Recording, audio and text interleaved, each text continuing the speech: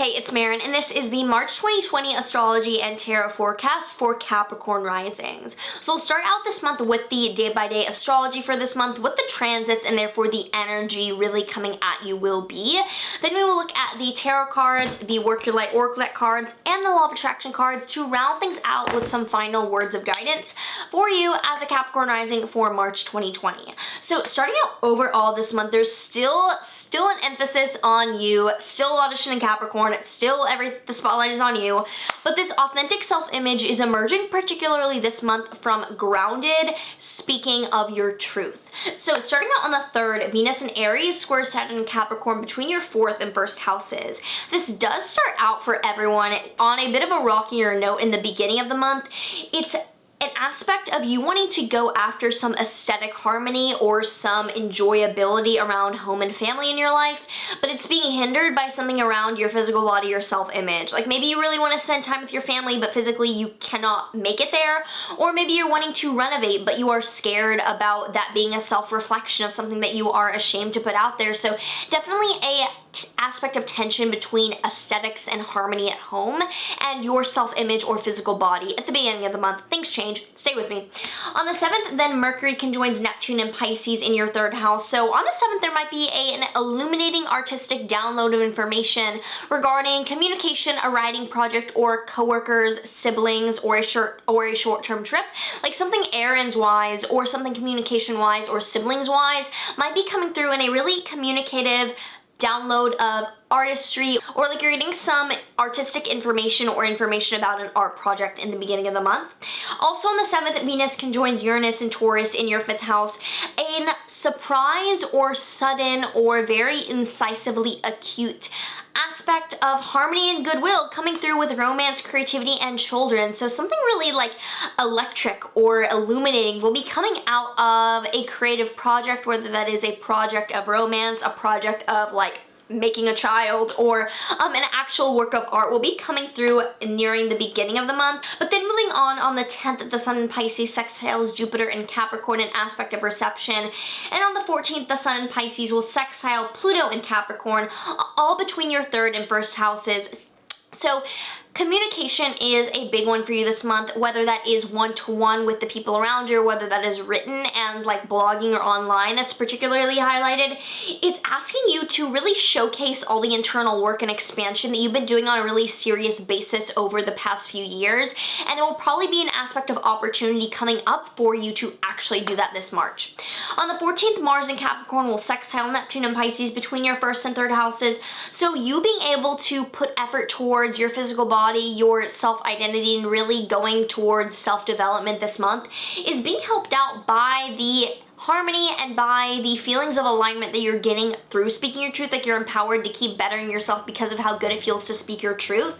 Then on the 19th, again, Sun in Pisces sextiling Saturn in Capricorn, you are able to really speak your mind and embody this being this vessel of light because of how long-term you've been working on yourself, and you're ready to like let that shine, particularly this month.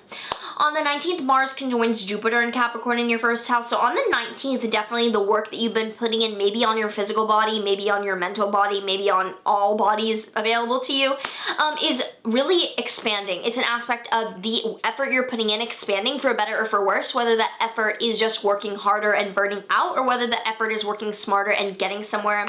On the 22nd, Mars conjoins Pluto. So the 22nd is a very intense day of the work that you're putting in really being magnified for better or for worse. Again, this is pretty neutral. It is just, however, it's neutral, but it is like dramatic. Then on the 24th, there is a new moon in your Aries 4th house, a time to plant seeds for new beginnings around home, family, or property for the next 6 months. There's a full video on this down below, but it's a time of considering what new chapter you need to create in terms of the roots and the really intimate parts of your life. On the 27th, Venus in Taurus trines Jupiter in Capricorn, an aspect of reception between your 5th and 1st houses. So you're able to really find harmony and enjoyment around the creative or sexual or artistic things in your life because of how abundant you are feeling with your identity and how expansive you are feeling with your sense of self. On the 27th as well, Jupiter will conjoin Pluto in Capricorn. So this is a year-long aspect of macrocosmic expansion and magnification on a cosmic scale around how much you've been working and growing and developing your sense of self or your physical body. So that will really be magnified nearing the end of the month, for better or for worse. On the 28th, Venus in Taurus will trine Pluto in Capricorn, further intensifying and almost like gratifying the artistic or romantic projects that you're working on. Could also be with a child if you are a Capricorn rising with a child, unlike me, childless Capricorn rising. On the 30th, Mars conjoins Saturn in Capricorn, which does end the month on an aspect of both hitting the gas pedal and pushing the brakes at the same time in your first house of self. So do watch out on the end of the month for a situation that asks you to both step up to the plate but has a lot of fear behind it. Or this is a time of realizing that you need to find a more sustainable way of living so that you're not either going 100% or zero and you're finding some sort of middle ground. So this month does have that focus on speaking your truth and communicating from the place of huge self-development that you've been working on for the past few years. Like, I feel you as a fellow Cap rising. Every video I'm like, stay neutral, like, you know, you don't give your like opinions on what is, you know, like your professional study, like keep those to yourself. In every Cap rising video I'm like, I'm a Cap rising, I'm proud, let's be proud. Anyway, let's move on to the tarot. See what tarot card is coming up for Capricorn risings this month. So we have the Emperor reversed.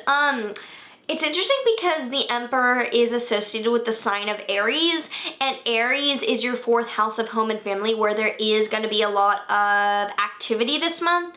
So I think there's going to be some chaos regarding home.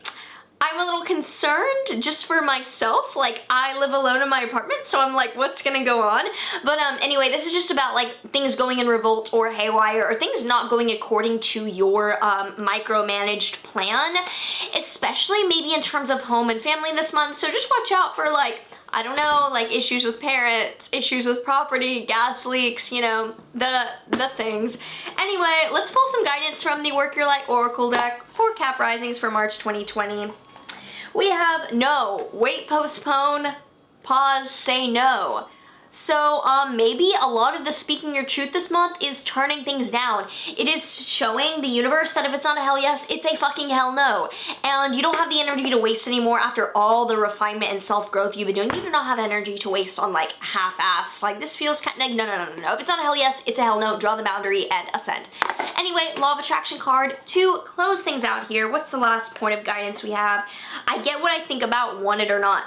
It makes no difference whether you want the specifics of it or not. It is the vibrational essence of the subject of your attention that is being attracted. That which you really want, you get, and that which you really do not want, you also get. So I think that with the communication being highlighted this month and your sense of self, it's about communicating not only to those around you, but the energies around you and the universe itself. So really fine-tuning how you speak your truth in terms of setting intentions, and realizing that if you're focusing on intending as to not get something, you're probably going to get that thing, and reorienting yourself towards thinking of what is to come for your dreams actualizing, not drawing a boundary of negativity, but drawing a limit into positivity as how you're speaking your truth internally this month as well. So with that being said, let me know your story down below. I would love to know how you as a Cap rising are feeling and resonating with your story and the energies of this March. Also, if you are interested in a reading from me, my astrology reading info is all down below. Also, if you are an astrologer or someone interested in astrology, if you are a tarot reader, someone interested in tarot, or part of the spiritual community, which if you're watching this video, like, you are, check out Rashi, my new website down below. It is a platform, basically a spiritual Yelp service connecting spiritual practitioners with their ideal clients. So if you are a tarot reader, you can post your services and get clients. If you are someone looking for spiritual services like Reiki, breathwork, meditation, things like that, you can totally find those things on there as well. So let's all ground the woo and get this shit practical. Anyway, like, subscribe, do all the things, hit post notes, check out my other videos. Sending much love, and I will see you in the next one.